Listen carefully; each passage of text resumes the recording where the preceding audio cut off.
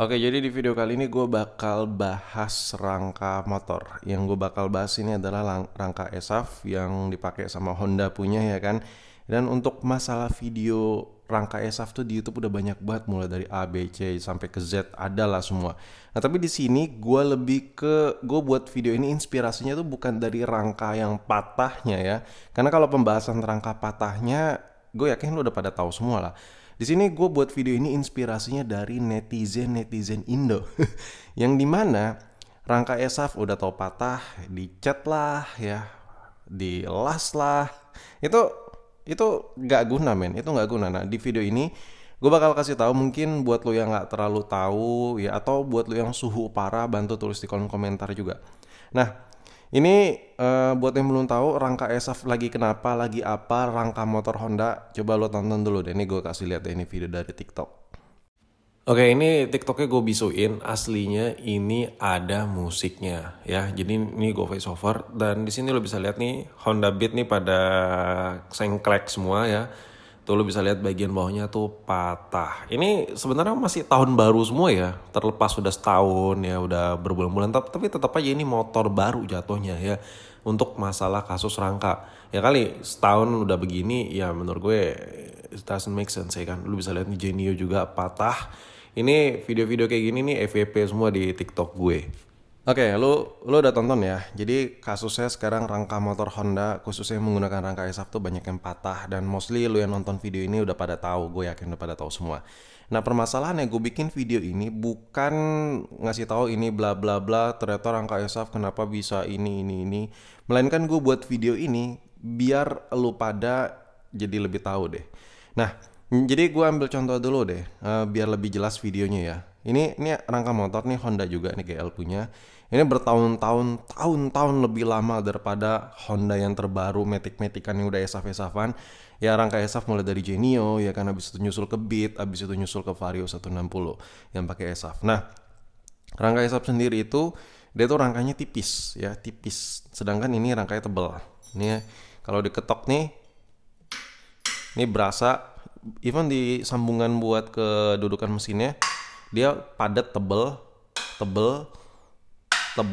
yang paling nggak guna sekalipun, yang nggak terlalu nahan beban sekalipun kayak sambungan ya, ini tebel.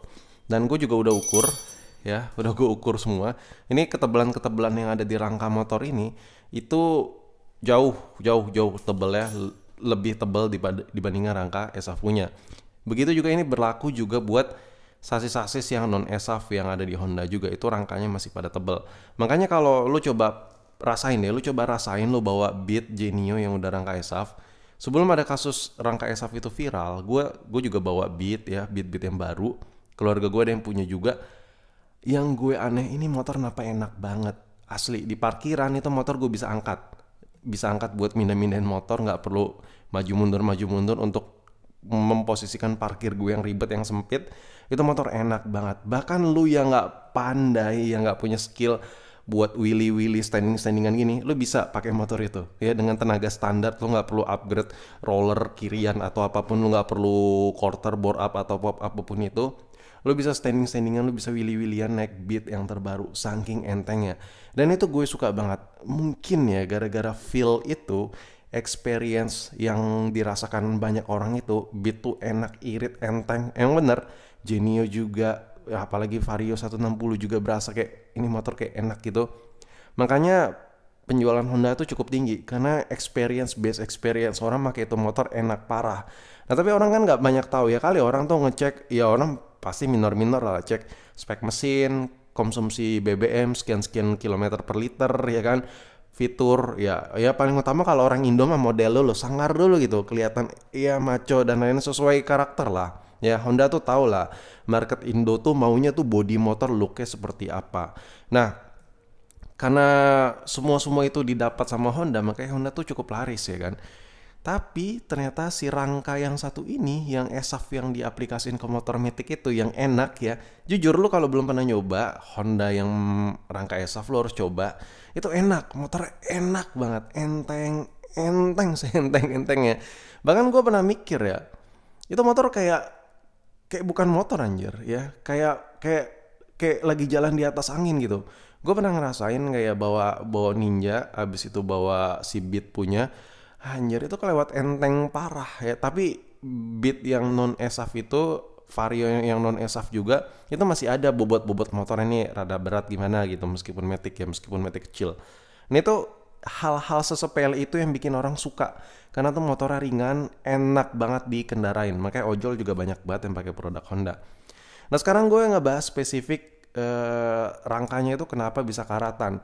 Jadi gini ya, banyak orang di luaran sana, gue ngeliat di TikTok sih ya, gara-gara rangka ESAF ini patah ya, kropos, ada karat. Ya kalau masalah karat itu sini bilang silikat atau whatever lah, itu serah lah. Di video ini gue nggak ada bahasa ilmiah yang gue pakai, semua bahasa gue sederhanain. Gue nggak masalahin itu. Yang gue permasalahin adalah orang-orang yang udah beli motor Honda yang rangka ESAF, ada sebagian dari mereka udah tahu rangkanya itu bermasalah, banyak kasus ya. Patah, sampai patah itu resiko nyawa parah cuy. Lu bayangin lu lagi nyalip, entah. Kita ambil contoh yang paling lumrah yang banyak terjadi deh kalau kayak musim mudik ya, lebaran, tahun baru atau libur panjang itu. Kalau kita ke jalur Pantura, itu kan jalur tuh ekstrim parah, ger-ger goyang-goyang gitu, bumpy parah. Gue aja yang bawa Fortuner gue bannya pernah meletus di situ. Di jalur Pantura, gila gak tuh? Gembos, itu karena jalannya tuh gini-gini cuy, tambelan tuh parah. Lu bayangin ya, lu lagi mudik naik Honda yang rangka ESAF ya. Lu lagi nyalip, tiba-tiba rangkanya patah. Wah, itu lu bisa wassalam cuy, gara-gara rangka yang sepele itu. Lu bisa wassalam. Makanya di sini gue buat video ini, ya mungkin bukan edukasi ya, mengingatkan karena kalau edukasi ya gue bukan orang yang pintar gimana. Mengingatkan teman-teman gue, kalian-kalian semua di luar sana, udah tahu nih rangka, misalnya rangka ESAF nih lagi ada masalah ya. Dan kita saat video ini dibuat belum ada tuh berita acara recall dan lain-lainnya kan. Itu malah dimodifikasi men.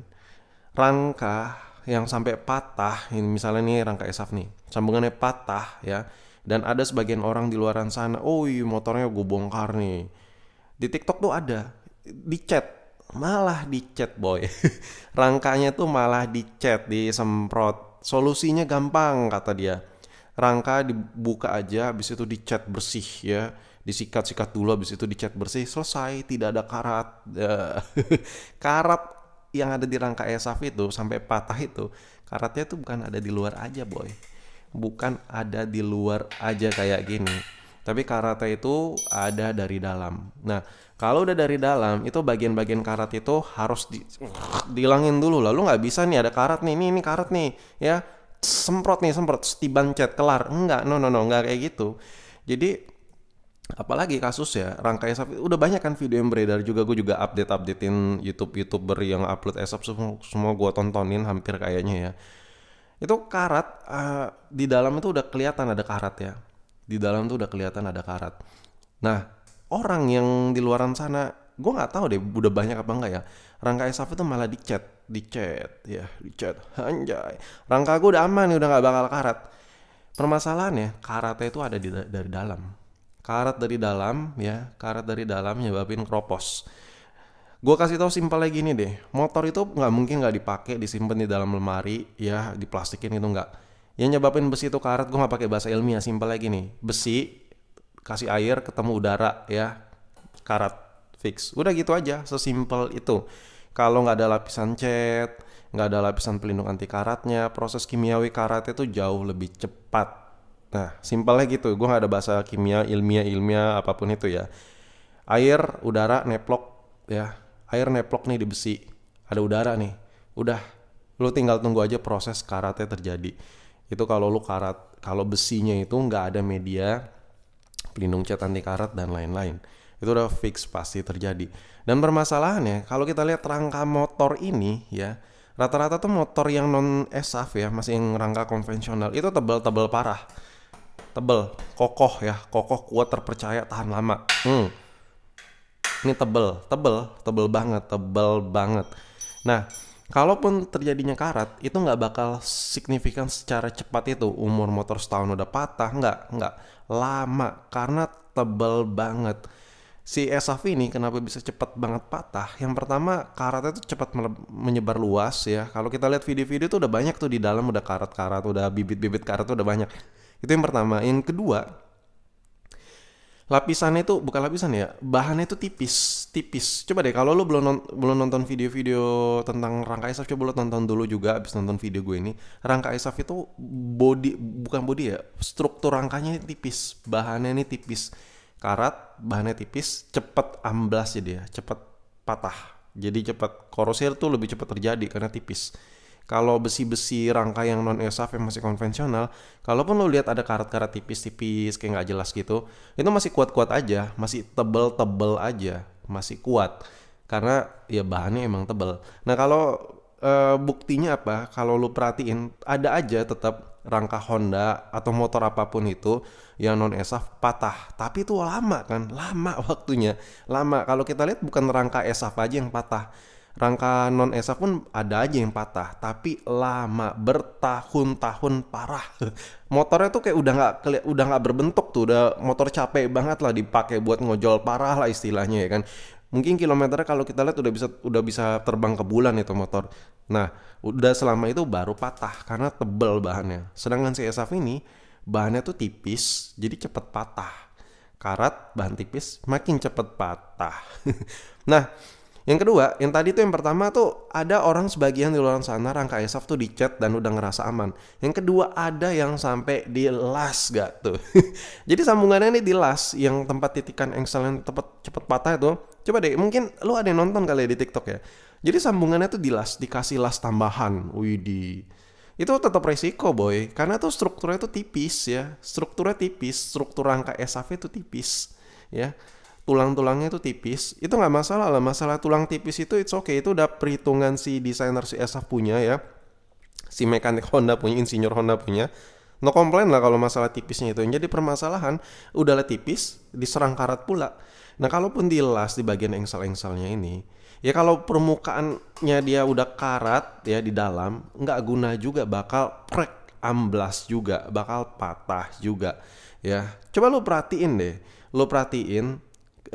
struktur rangka Honda yang ESAF itu sangat enggak banget. Beda banget sama motor Honda yang zaman dulu. Kalau lu perhatiin ya, motor Honda 160 tuh antara spakbor belakang sama bannya tuh miring boy, miring. Coba lu perhatiin deh, 10 dari Vario 160, misalnya ada 10 nih Vario 160 yang lu lihat di jalan, gue berani jamin antara 7 sampai 6 sampai 7 tuh udah miring bannya. Kayak miring gimana gitu. Itu banyak faktor yang terjadi ya bikin ban miring itu. Dari struktur rangkanya, dari bodinya yang mungkin kurang center dan lain-lain. Pokoknya aduh gimana ya. Jadi kesimpulan gue buat video ini, buat lu yang punya motor Honda rangka ESAF ya, jangan gabut deh. Rangkanya, bodinya tuh lu buka, terus lu cat, terus lu mikir aman.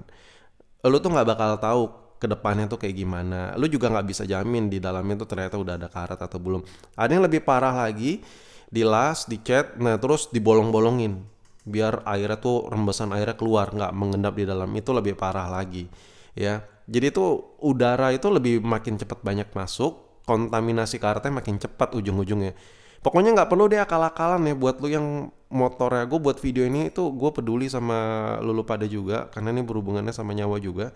Lu yang punya motor Honda yang rangkanya ESAF, lu nggak usah deh modif-modif, lu bongkar terus lu repaint segala sampai lu las-las segala, nggak perlu. Itu udah tanggung jawab Honda. Saran gue mending tunggu aja. Seandainya pun ada recall itu jauh lebih baik. Sayang kalau dimodif lu udah buang-buang waktu. Materi bisa dicari lah. Takut ya, lu udah modif, lu udah cat nih rangkanya biar aman, sometime terjadi entah kapan tahu, mungkin lebih lama, lebih awet, aturan lebih cepat, karat jadi lebih lama tapi tetap lebih bahaya. Lu bayangin aja nggak tahu kapan tiba-tiba tuh rangka patah di tengah jalan.